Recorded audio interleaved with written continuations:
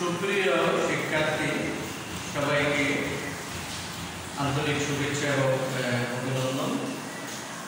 এই করোনাকালীন সময়ে আমরা ফেস টু ফেস ক্লাসে অংশগ্রহণ করতে না পারার কারণে সাতবাড়িয়া বহু উচ্চ বিদ্যালয়ে কর্তৃক অনলাইন ক্লাসসমূহ অব্যাহত রয়েছে।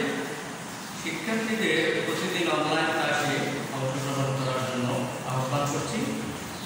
সাথে সাথে তোমরা অবশ্যই জানো মাধ্যমিক ও উচ্চশিক্ষা অধিদপ্তর কর্তৃক ষষ্ঠ থেকে নবম শ্রেণীর শিক্ষার্থীদের অ্যাসাইনমেন্ট দেওয়া হচ্ছে। নির্ধারিত রুটিন অনুযায়ী তোমরা অ্যাসাইনমেন্ট নিয়ে যাবে এবং অ্যাসাইনমেন্টের উত্তরগুলো রেডি করে তোমাদের নির্ধারিত বিষয় শিক্ষকের হাতে অবশ্যই নির্ধারিত সময়ের মধ্যে জমা দিতে হবে। এটা অবশ্যই এমন হতে পারে অ্যাসাইনমেন্টের উপর ভিত্তি করে বার্ষিক পরীক্ষার ফলাফল কিংবা জেএসসি পরীক্ষার ফলাফল নিরূপিত হতে পারে। সুপ্রিয় শিক্ষার্থী, আজ আমরা নবম দশম শ্রেণীর হিসাব বিজ্ঞান বিষয়ে নবম অধ্যায়ের জ্যামিতি অধ্যায়টা নিয়ে আলোচনা করব। এই অধ্যায় শেষে আমরা ১ নং সৃজনশীল গাণিতিক সমস্যাটি সমাধান করার চেষ্টা করব।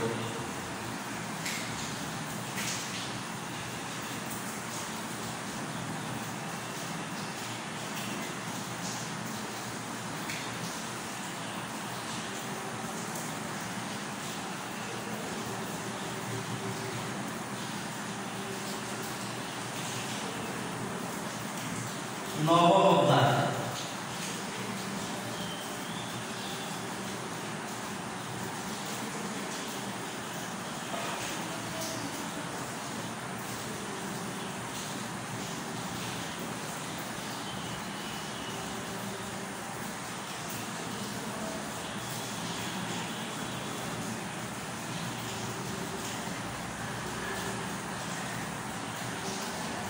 আজকের আমাদের অধ্যায়ের নাম হলো জ্যামিতি।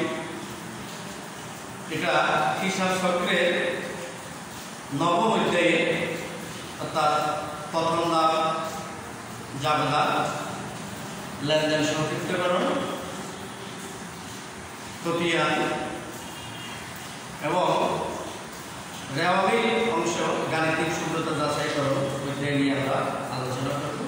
প্রথমে আমরা আসি জ্যামিতির সংজ্ঞা, জ্যামিতি কাকে বলে সেটা নিয়ে একটু আলোচনা করি। তোমরা অবশ্যই জানো প্রত্যেক ব্যবসায়ী একটা নির্দিষ্ট সময় শেষে তার ব্যবসায়িক প্রকৃতি বিষয় সমূহ থেকে একটি নির্ধারিত ফলাফল জানতে আগ্রহী, আর সেই ফলাফল জানার জন্য হিসাবগুলো যথাযথভাবে সংরক্ষণ একান্ত প্রয়োজন। হিসাবগুলো যথাযথভাবে হয়েছে কিনা, কোনো ভুলভ্রান্তি আছে কিনা সেটা জানার একমাত্র পদ্ধতি হলো জ্যামিতি। সেই জ্যামিতির অধ্যায়টা নিয়ে আজকে আমরা আলোচনা করব। কোনো একটি নির্দিষ্ট সময়ে দিনে বা তারিখে একজন ব্যবসায়ী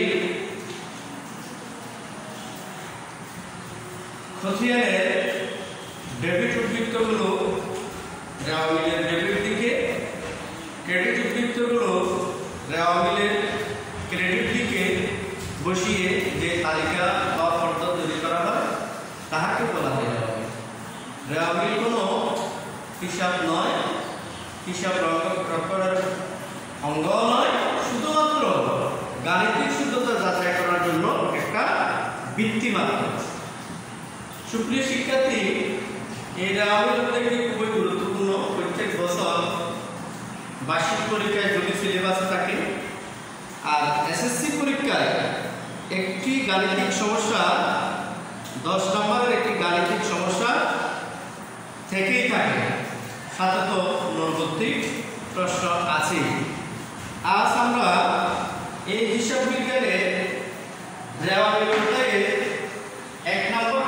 সমস্যাটা সমাধান করার চেষ্টা করব। তোমরা সবাই বইগুলো 138 পৃষ্ঠায় সৃজনশীল প্রশ্ন 1। প্রশ্নটা আমি প্রথমে পড়ে শোনাচ্ছি। শিহাব এন্ড ব্রাদার্সের 2017 সালের ডিসেম্বর মাসের উদ্বৃত্তগুলো ছিল নিম্নরূপ। এখানে রয়েছে হিসাবের নাম টাকা, হিসাবের নাম টাকা। এখানে মূলধন 1,10,000, হাতে নগদ 1/1/2017 15,000, দেনাদার 25,000, পাওনাদার 15,000, উত্তোলন 10,000, ক্রয় 30,000, বিক্রয় 45,000, বিনিয়োগের সুদ 3,000, সমাপনী মজুত পণ্য রয়েছে 12,000, বিবেচনামি 5,000, আমদানি শুল্ক 3,500, কমিশন প্রাপ্তি 2,000, বিনিয়োগ 30,000, ব্যাংক জমার সুদ 500, আসবাবপত্র 40,000, বিজ্ঞাপন 1,000, প্রারম্ভিক মজুত পণ্য 25,000, সমাপনী ব্যাংক জমা 6,000। এগুলো হচ্ছে যে আমাদের কতগুলো খতিয়ানের উদ্বৃত্ত। এই উদ্বৃত্তগুলো নিয়ে উদ্বৃত্ত বা জেড বা সমাপনী জেড বা প্রারম্ভিক জেড, এগুলো নিয়ে আমাদের আজকে 3টি প্রশ্নের উত্তর দিতে হবে। প্রথম সমস্যাটা রয়েছে শিহাব এন্ড ব্রাদার্সের রেওয়ামিলের কোন কোন দফাগুলো অন্তর্ভুক্ত হবে না তার পরিমাণ নির্ণয় করো। খ নাম্বার আছে উপযুক্ত খতিয়ান উদ্বৃত্ত দ্বারা শিহাব এন্ড ব্রাদার্সের একটি রেওয়ামিল তৈরি করো। গ নাম্বার রয়েছে উপযুক্ত তথ্য হতে মুনাফা জাতীয় আয় ও মূলধন জাতীয় ব্যয়ের পরিমাণ নির্ণয় করো। আমরা প্রথমে 1 নাম্বার গাণিতিক সমস্যাটা নিয়ে আলোচনা করব। আমরা খাতায় লিখে ফেলি। 1 নং সমস্যা সমাধান। ক নাম্বারটা নিয়ে আলোচনা করি। সেটা হচ্ছে যে শিহাব এন্ড ব্রাদার্স, আমরা শিহাব এন্ড ব্রাদার্সের রেওয়ামিলটি খতিয়ানের উদ্বৃত্তগুলো, তার ব্যবসায়িক খতিয়ানের উদ্বৃত্তগুলো নিয়ে আমরা পর্যালোচনা করছি। কোন কোন দফাগুলো রেওয়ামিলের মূলত অন্তর্ভুক্ত হবে না।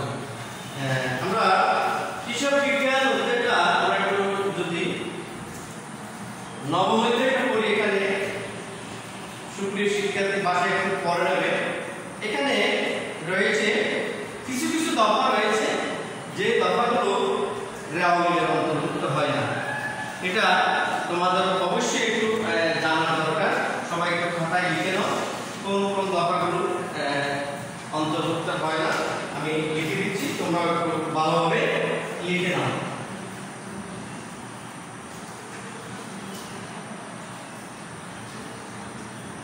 যে সকল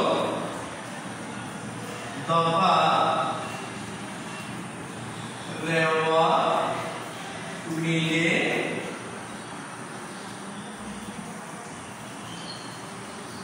অন্তর্ভুক্ত হয় না। 1 নাম্বার দিয়ে লেখো সমাপনী মজুত পণ্য।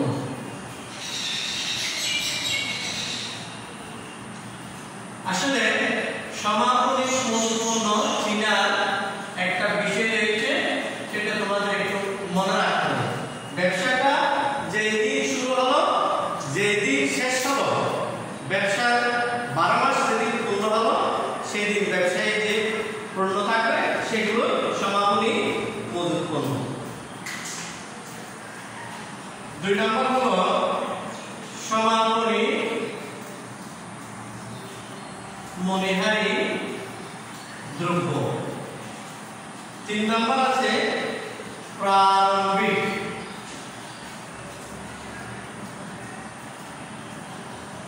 হাতে নগদ, যেটাকে আমরা ধরবো 1 তারিখ 1 মাস 200। 1 তারিখ 1 মাস না হয়ে এটা অন্য তারিখে হতে পারে। মূলত এটা নির্ভর করবে ব্যবসাটা কখন শুরু করলো এবং 12 মাস কোন দিন পূর্ণ হলো সেটার উপর প্রারম্ভিক মজুত পণ্য এবং সমাপনী মজুত পণ্য নির্ভর করে। 4 নম্বর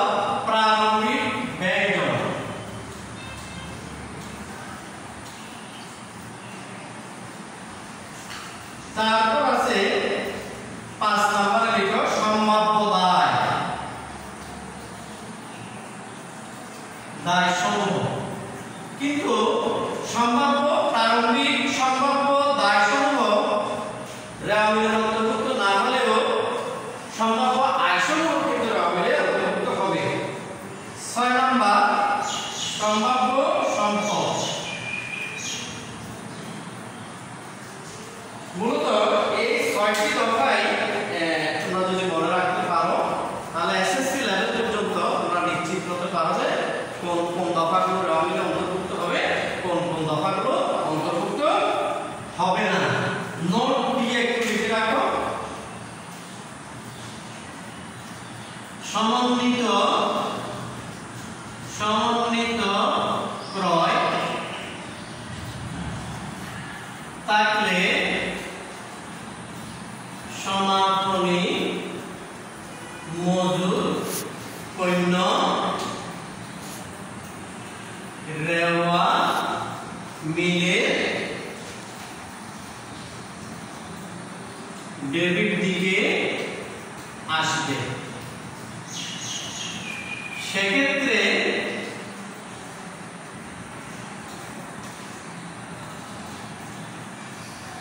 প্রারম্ভিক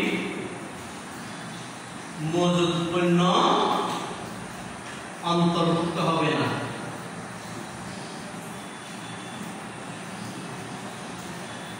এই কথা একটু মনে রাখবে, মনে রাখতে হবে অবশ্যই। তাহলে এই 5টি 6টি দফা সমাপনী মজুদ পণ্য রেওয়ামিলে অন্তর্ভুক্ত হয় না। এমন থাকতে পারে মজুদ পণ্য ব্যাকের একটা তারিখ থাকতে পারে, তারিখটা তোমাকে দেখতে হবে যে খতিয়ানের যে বিজ্ঞপ্তি দেওয়া আছে সেটার উপর ভিত্তি করে। তারপর সমাপনী মূল্যহারি দ্রব্য, সমাপনী কথাটা না লিখে মূল্যহারি দ্রব্য লিখে পাশে একটা ব্র্যাকেট থাকতে পারে, তারিখ থাকতে পারে। হাতে নগদ টাকা, প্রারম্ভিক হাতে নগদ কথাটা লিখে না থেকে শুধুমাত্র হাতে নগদ ব্র্যাকেটে তারিখটা দেওয়া থাকতে পারে। প্রারম্ভিক ব্যাংক জমা, প্রারম্ভিক কথাটা লিখা না থেকে শুধুমাত্র ব্যাংক জমা ব্র্যাকেটে একটা যদি তারিখ দিয়ে থাকে ওই তারিখটা তোমাকে দেখতে হবে খতিয়ানের বিজ্ঞপ্তিগুলো দেওয়া আছে সেটা কোন তারিখে কোন সালে সেটার উপর প্রারম্ভিক এবং সমাপনী যে নির্ধারণ করে। তারপর আছে সম্ভাব্য দায়সমূহ। সম্ভাব্য দায়সমূহ রেওয়ামিলে অন্তর্ভুক্ত হয় না, কিন্তু সম্ভাব্য সম্পদ সমূহ অবশ্যই রেওয়ামিলে অন্তর্ভুক্ত হয়। তাহলে এই দফার আলোকে আমরা যদি একটু ভাবি শিহাব এন্ড ব্রাদার্সের রেওয়ামিলে অন্তর্ভুক্ত হবে না, তার পরিমাণ নির্ণয় করো। তাহলে এই তথ্যের আলোকে যদি আমরা একটু চিন্তা করি, এখানে সমাধান দেওয়ার চেষ্টা করি। তোমরা একটু চিন্তা করে দেখো কোন কোন দফাগুলো একটু হবে না। আমরা লিখতে পারি দেখো 1 নং সমস্যা সমাধান ক। পরিশীলন আমরা লিখি যে সকল দফা শিহাব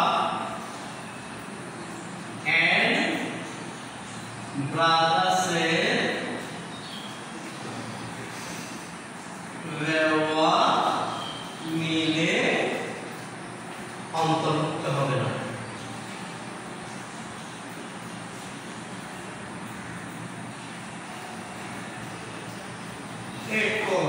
একটা আমরা ধরা করতে পারি সেটা এরকম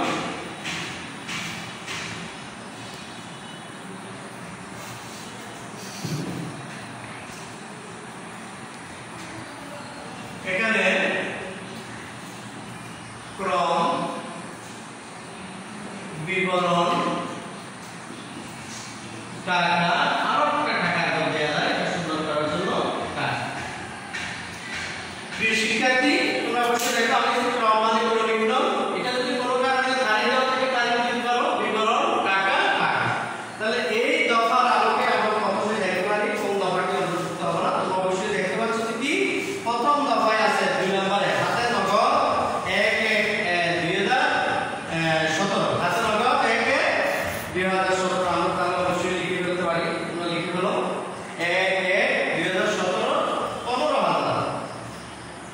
লিখে ফেলো। 1 নাম্বার আছে, 1 নাম্বার আমরা দিলাম। একটা এখানে যে নাম্বারটা লেখা আছে সেই শিরোনামে লিখবে, হাতে নগদ। হাতে নগদ ব্র্যাকেটটা আছে 1 তারিখ, 1 তারিখ 1 মাস 17, 1 তারিখ 1 মাস 17, 15,000 টাকা। তারপর 2 নম্বরে আমরা লিখতে পারি, 2 নম্বর কি আছে দেখো, সমাপনী মূল্য 12,000 টাকা। সমাপনী মজুদ পণ্য 12,000 টাকা। তাহলে এই দুটো যোগ করলে দেখা যাবে 27,000। এই সমান্তরাল দুটো রেখা টানে দিলাম। উত্তর বেশি লম্বা লেখার দরকার নেই, যেহেতু মাত্র 2 নম্বরের মান এত টাকা। বাস এটাই।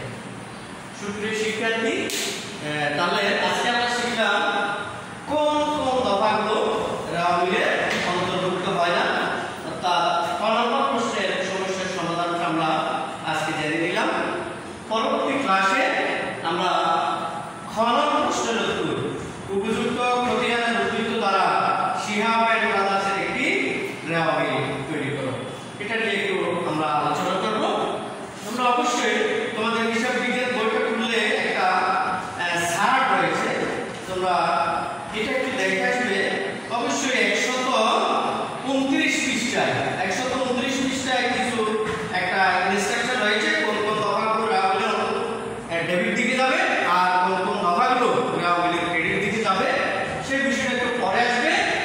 আগামী ক্লাসে আমরা একটা পরিপাটি রাওয়ামিল তৈরি করে দেখাবো, যেটা আমাদের সৃজনশীল প্রশ্নের 1-এর খননে সেট করা আছে। উপযুক্ত খতিয়ানের উদ্বৃত্ত দ্বারা শিহাব এন্ড ব্রাদার্সের একটি রাওয়ামিল তৈরি করো।